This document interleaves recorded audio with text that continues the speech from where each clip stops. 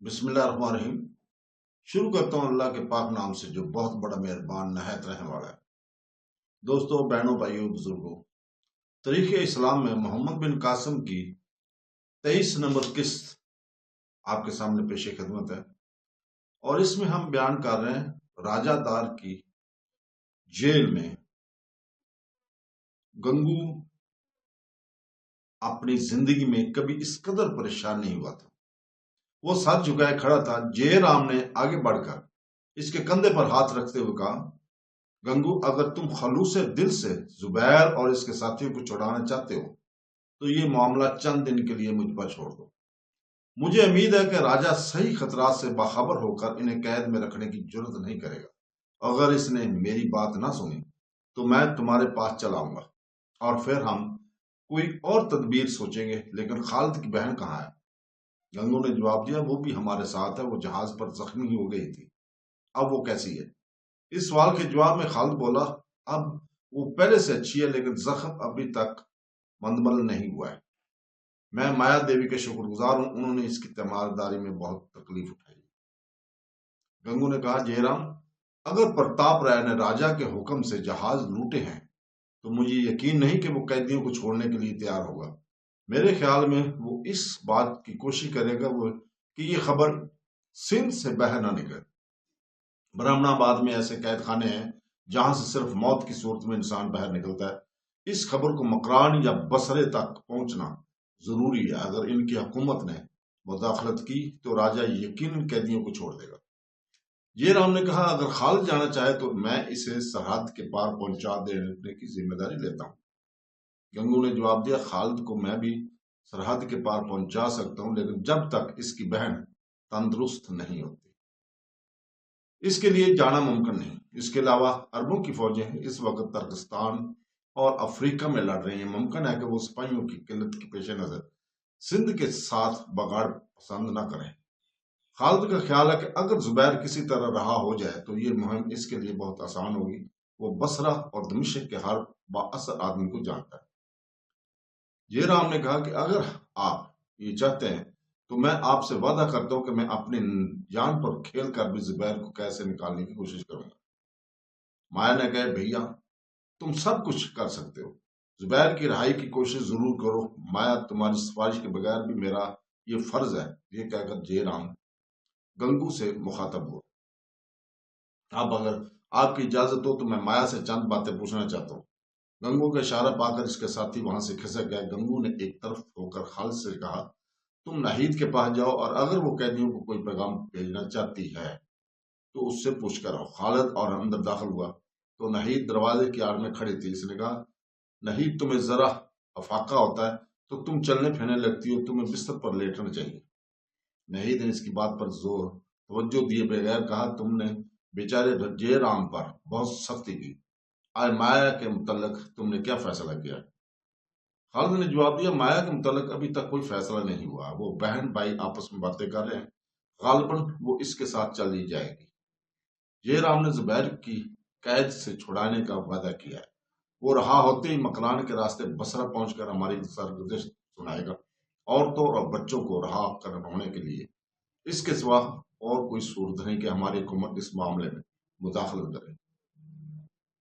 ناہید نے کہا، میں یہ باتیں سن چکی ہوں، لیکن مجھے ڈر ہے کہ جس طرح ابا جان کے معاملے میں حکومت سندھ نے مکران کے گورنر کو ٹال دیا تھا، اسی طرح یہ معاملہ بھی رفع دفع ہو جائے گا۔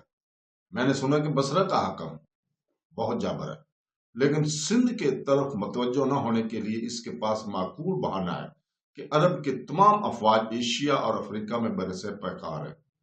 خالد نے پریشان ہو کر کہا، میری سمجھ میں کچھ نہیں آتا، لیکن میں خدا کی رحمت سے مایوس نہیں، وہ ضرور ہماری مدد کرے گا۔ ناہید نے کہا، میں نے ایک تجویز سوچی ہے، میں بصرہ کے حاکم کو خط لکھتی ہوں، اگر جے رام زبیر کو رہا کروا سکے تو اسے کہو یہ خط اس کے حوالے کر دے۔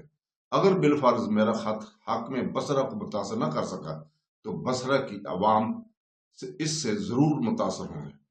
میں خواب میں مسلمانوں کو قید خانے کے دروازے توڑتے ہوئے دیکھ چکی ہوں، مجھے اپنے خواب کے صحیح ہونے کا یقین ہے۔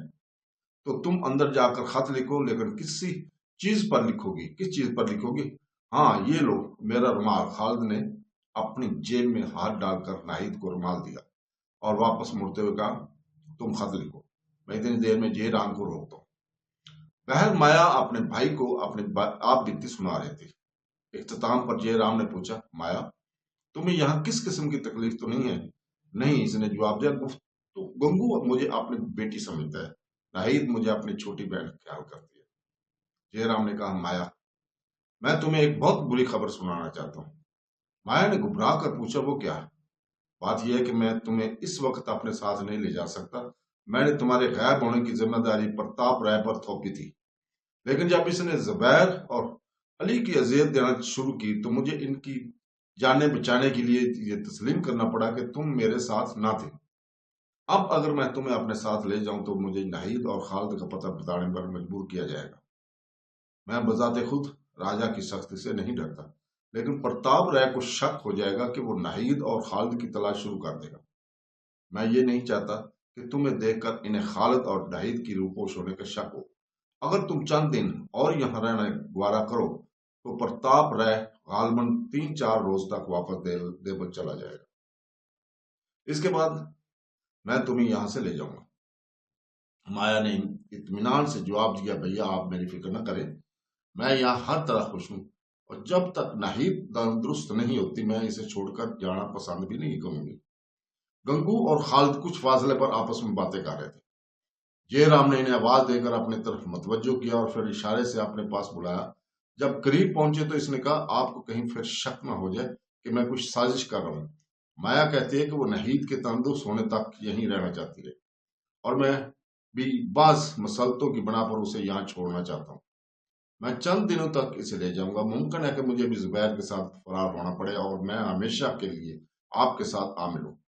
अब मुझे देर हो रही है, मुमकिन है कि राजा प्रताप राय के शहर में पहुंचते ही हमें मुलाकात के लिए बुला ले। मेरा गैर हाजिर होना ठीक नहीं है। खालिद ने कहा, आप जरा ठहरिए, नाहिद एक खत लिख रही है, आप ये खत जुबैर को आजाद करवाने के बाद इसके हवाले कर दें। तो जल्दी से वो खत ले आओ, मुझे बहुत देर हो गई है, वो बरमणाबाद के करीब पहुंच चुके होंगे। गंगू ने कहा, तुम फिक्र न करो, हम उनसे पहले तुम्हें एक आसान रास्ते से बरमणाबाद पहुंचा देंगे। जयराम ने कहा, मैं फकत आपका एक साथी अपने साथ ले जाना चाहता हूँ, लेकिन ये जरूरी है कि बरमणाबाद में उसे कोई न पहचानता हो। अगर कोई नाजुक वक्त आया तो मैं इसे आपके पास इतला देने के लिए रवाना कर दूंगा। गंगू ने कहा, आप वासु को ले जाएं। दोपहर के वक्त जयराम वासु की रहनुमाई में जंगल अबूर कर रहा था। तो दोस्तों, इसके साथ ही हम आज इसको यहीं इख्तिताम पजीर करते हैं। कल इंशाअल्लाह ताला हम नई किस्त के साथ आपके सामने पेश होंगे। अल्लाह हाफ़िज़।